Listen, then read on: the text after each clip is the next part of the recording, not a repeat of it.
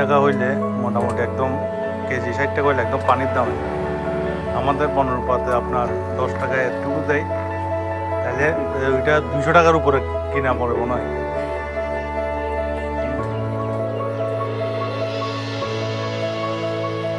দেন